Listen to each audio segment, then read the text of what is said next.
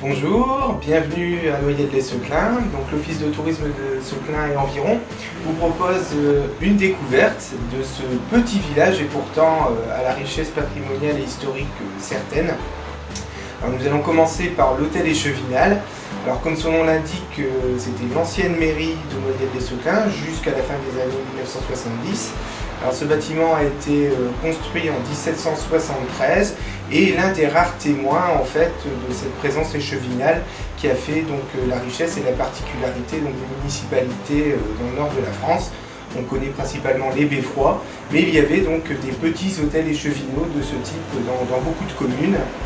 Donc voici l'hôtel Échevinal de Noyelles. Nous voici à l'intérieur de cet hôtel. Vous remarquez que l'espace est assez réduit, 26 mètres carrés, donc c'est ici que se réunissait le petit conseil municipal, dans lequel maintenant nous trouvons quelques pièces qui permettent de relater la longue histoire de Noyelles, puisque si Noyelles fait son apparition au Moyen-Âge, tout au moins dans les archives, on a des traces beaucoup plus anciennes à la période gallo-romaine. C'est ce qu'on va voir au cours de la visite.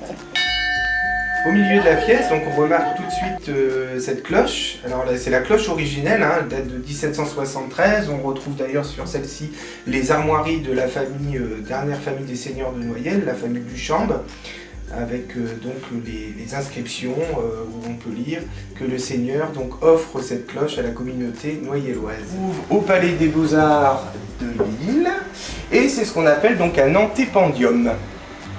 Vous avez déjà entendu parler de ça? Antépendium. Alors l'étymologie, ça veut dire pan devant. En fait, c'était une espèce de, c'est une tenture qu'on présentait devant l'autel dans les églises.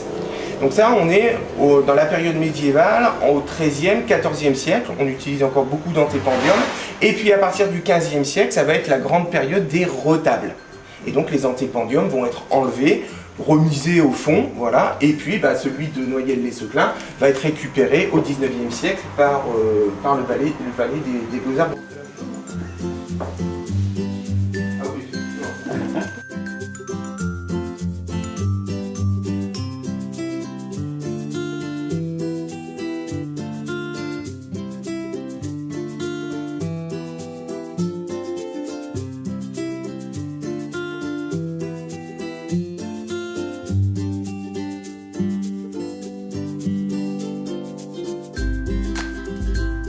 L'église Saint-Martin, donc comme beaucoup d'églises, elle était ceinturée par le cimetière paroissial qui a complètement été déménagé au XIXe siècle.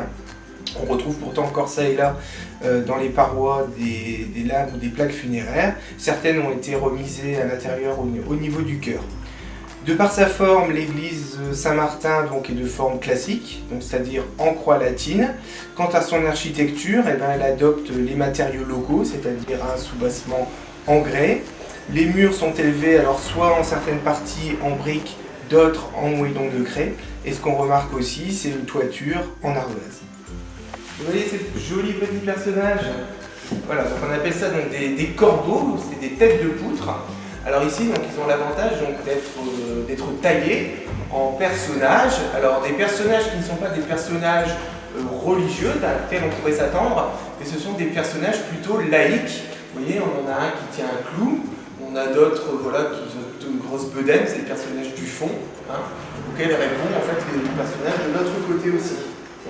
Donc vous connaissez l'histoire, donc c'est Saint Jean-Baptiste, voilà, qui vient donc baptiser Jésus dans les eaux du Jourdain.